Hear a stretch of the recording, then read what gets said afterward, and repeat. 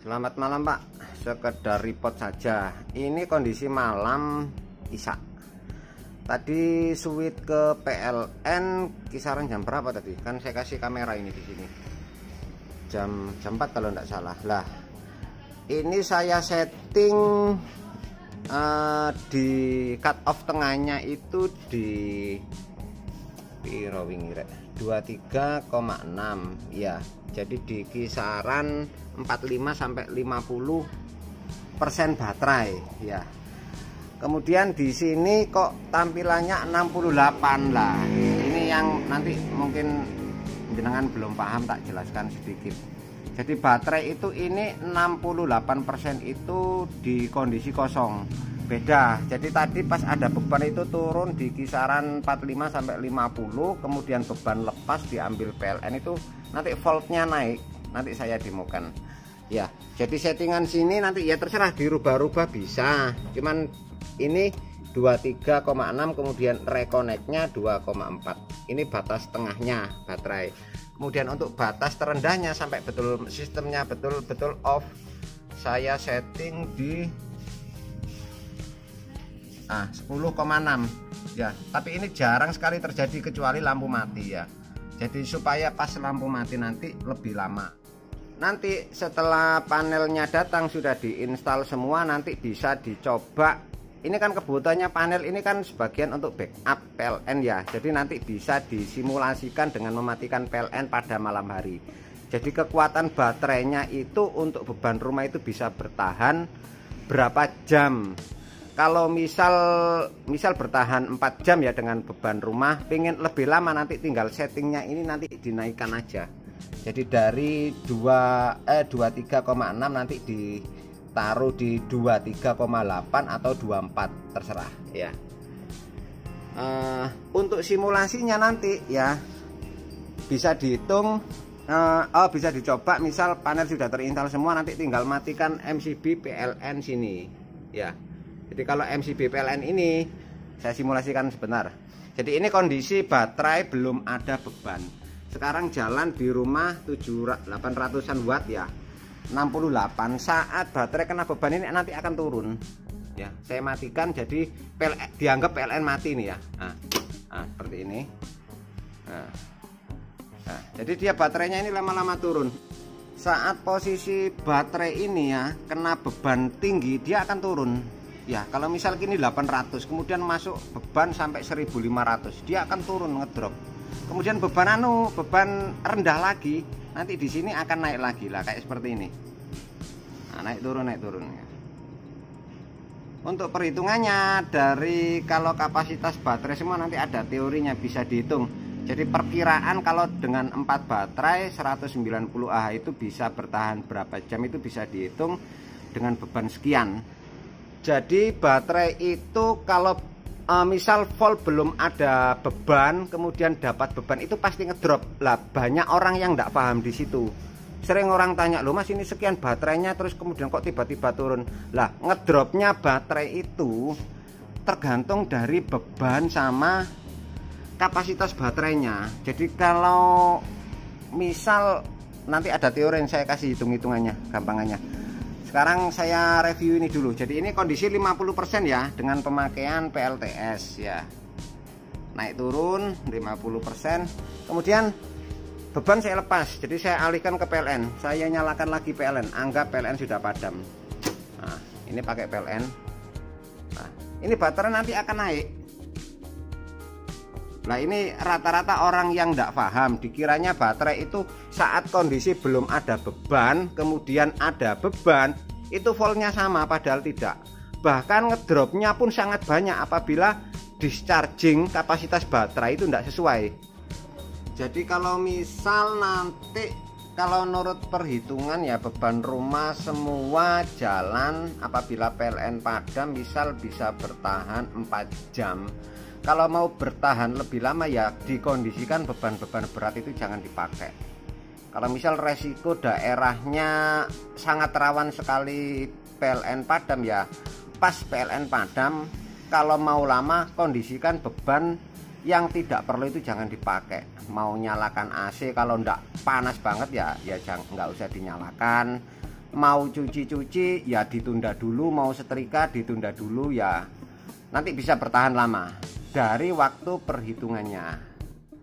Nah ini contoh baterainya, kapasitasnya naik 55, tadi kan sampai 48%. Ya karena bebannya kecil. Tadi dari 1000, kemudian baterai di 48 ya tadi ya. Kemudian ini bebannya turun 490-an, naik lagi lah seperti ini. Jadi begini Pak perhitungannya. Saya akan coba hitungkan secara kasarnya dengan baterai 100 Ah, jadi supaya mudah untuk perhitungannya, karena banyak sekali orang itu yang tidak paham dan bertanya, yang pertanyaannya itu ya karena memang tidak paham ya. Mas itu PLTS nya nyala berapa jam? Oh itu apa bisa 24 jam? Oh saya pengennya yang 24 jam. Lah lama nyala suatu PLTS itu tergantung dari banyak beban dan kapasitas baterai. Lah dan itu bisa dihitung.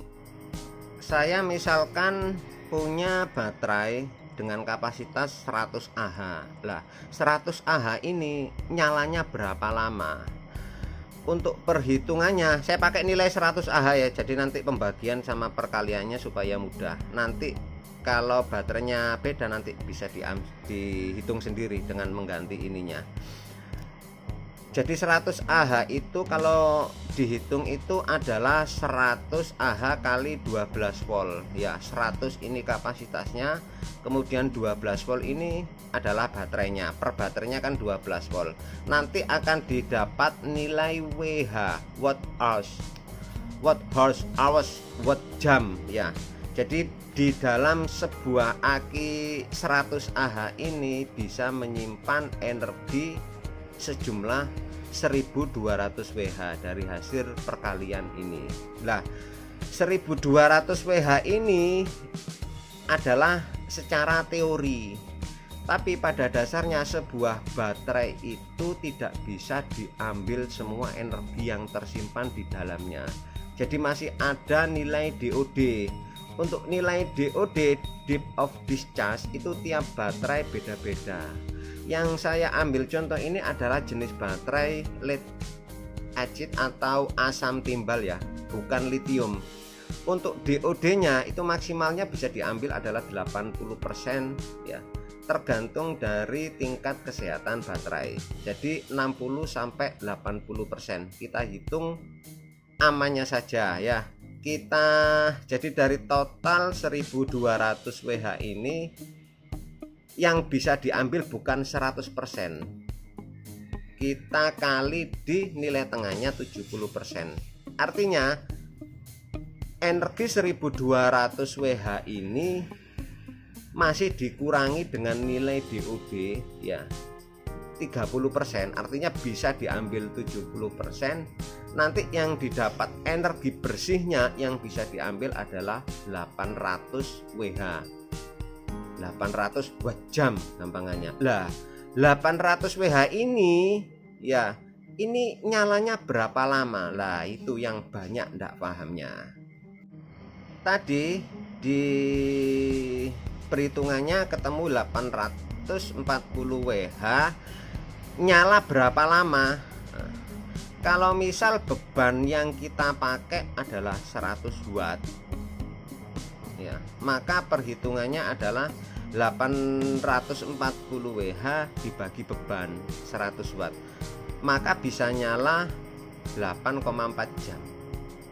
Kalau misal beban yang kita pakai 200 watt, maka perhitungannya adalah 840 WH dibagi 200 watt, bisa nyala 4,5 jam. Jadi perhitungan kasarnya seperti ini. Saya pakai 100 Ah biar mudah. Nanti kalau Bapak kan pakai 190 Ah kali 4 ya, nanti tinggal ngitung aja.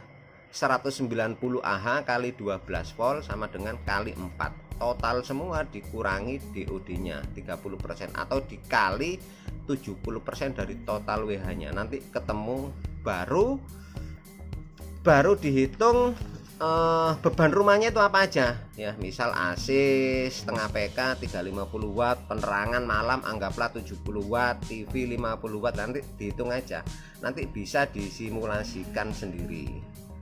Kemudian Pak, ada satu hal lagi yang terpenting ya, misal Anda itu sudah punya panel yang otomatis semuanya ya, jadi proteksinya otomatis, apakah baterai itu masih ada jaminan awet? Tidak. Jadi ada dua faktor penting ya. Satu ya, panel kalau sudah otomatis oke. Kemudian cara pakai Anda, cara pakai penggunanya, usernya sendiri. Baterai itu bisa awet apabila penggunaannya benar. Saya gini, discharging baterai itu kan sudah dibatasi, misal pada posisi 11 volt dia sudah switch atau sudah off lah katakanlah, aman sudah. Tapi cara penggunaan user, pengguna salah, itu juga tetap nggak aman. Discharging sebuah baterai itu idealnya itu 20% dari kapasitas. Saya misal contoh seperti ini ya.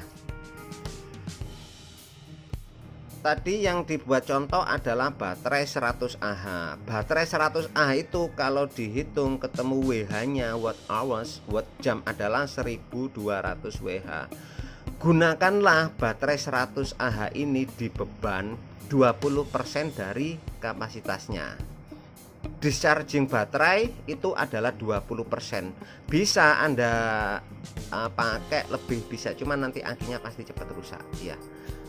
Perhitungannya 20% dikali 1200 WH, artinya beban ideal dari baterai 100 Ah ini adalah 240 watt.